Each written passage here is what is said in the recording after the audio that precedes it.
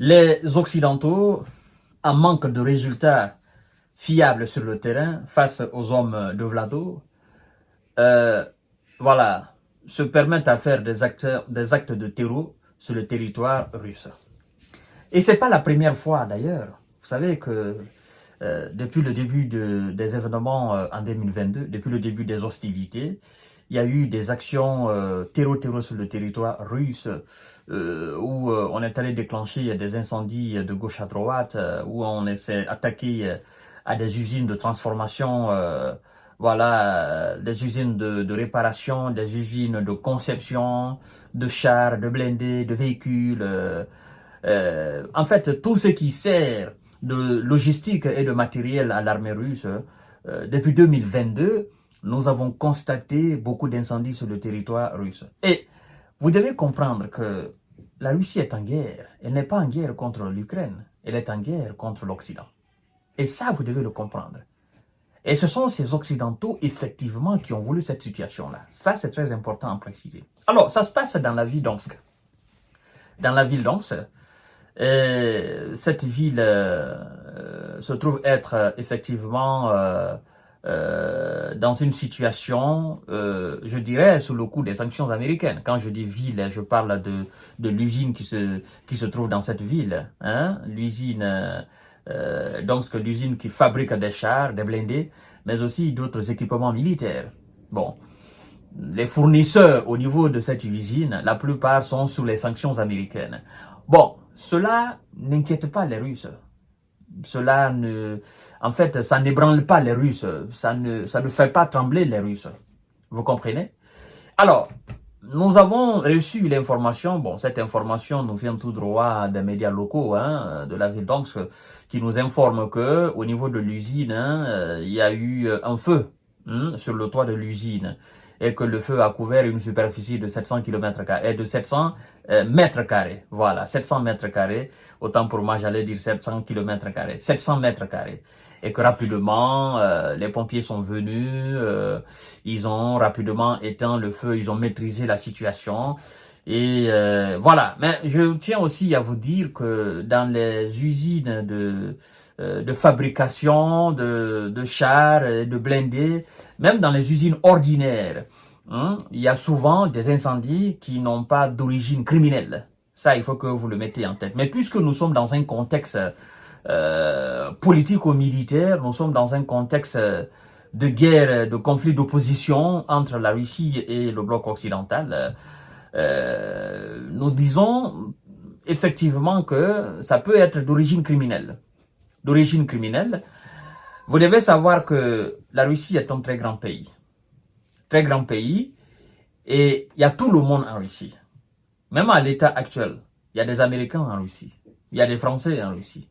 Il y a des Belges en Russie. Il y a des Hollandais en Russie. Hein? Il y a des Africains en Russie. Il y a des Portugais. Hein? Il y a des Ukrainiens même en Russie. Laissez-moi vous rappeler, le commandant en chef des forces armées ukrainiennes, qui est là aujourd'hui, le général ou colonel Alexandre Syrski, laissez-moi vous dire qu'il a été formé militairement en Russie. Il a reçu toutes ses formations militaires en Russie. Il a été formé par les Russes. Il a été formé dans les écoles militaires russes. Donc c'est pour vous dire combien de fois la Russie est un pays cosmopolite. Il y a tout le monde entier en Russie. Vous comprenez? Il y a des Américains en Russie qui sont là depuis la Seconde Guerre mondiale. Eux, ils sont maintenant des Russes. Il y a des Français qui sont là depuis la Seconde Guerre mondiale. Il y a des Français qui sont là depuis la Première Guerre mondiale. Vous comprenez? Il y a d'autres qui viennent d'arriver. Et donc, il y a tout le monde en Russie. Donc, il est, je dirais en quelque sorte, facile, d'accord, pour des gens qui sont qualifiés de Russes et qui ne partagent pas forcément les valeurs russes, effectivement, qui ont les pièces d'identité ou de la nationalité russe, effectivement, qui ne sont pas sur la liste noire des Russes ou qui ne sont pas soupçonnés de quoi que ce soit. Il est très facile pour ces gens-là de se faufiler dans la masse et de monter des complots, effectivement, contre des installations et des usines. Vous voyez? La fois dernière, nous avons suivi avec vous-même dans cette très grande salle de concert, Crocus City, où des terroristes sont entrés et ils ont commis un massacre. Vous voyez? Donc, les États-Unis, la Russie à l'image des États-Unis, ce sont des très grands pays de ce monde-là. Donc, on ne peut pas avoir le contrôle de tout ça. Et récemment, il y a eu des fusillades aux États-Unis. Hein? Quelqu'un est allé tirer sur des gens comme ça. Pourtant, on nous fait croire que les États-Unis font partie des pays les plus sécurisés. Il y a de la police, il y a la gendarmerie, et puis il y a différents corps. Mais malgré tout ça là, à chaque fois, il y a des fusillades, à chaque fois, il y a des meurtres, à chaque fois, il y a de la criminalité. C'est pour vous dire combien de fois, quelle que soit la sécurité que nous avons ou que ces nations ont dans leurs différentes villes, ben, il y a toujours des failles. Tout système dans ce monde a des failles. Tout système. Tout système. En plus de ça, vous devez savoir que il y a aussi des gens corrompus. Des Russes même, des Américains aussi, qui peuvent se mettre à la solde des ennemis de l'Amérique et commettre des actes abominables sur le territoire américain. Il y en a. Il y en a qui sont dans les mafias, qui sont au compte des criminels et qui font du mal aux États-Unis. Pourtant, ce sont des Américains. Il y a aussi en Russie. Donc, ces déclenchements d'incendies au niveau des usines de conception de chars et de blindés, ben, écoutez, mesdames et messieurs, c'est vrai, on peut se poser la question de savoir pourquoi cette usine. Pourquoi cette usine, effectivement? Parce que c'est une usine qui produit des chars. Parce que c'est une usine qui produit des blindés. Parce que c'est une usine qui produit des véhicules militaires. Parce que c'est une usine qui produit certainement des munitions. Parce que cette usine a une capacité de production très grande.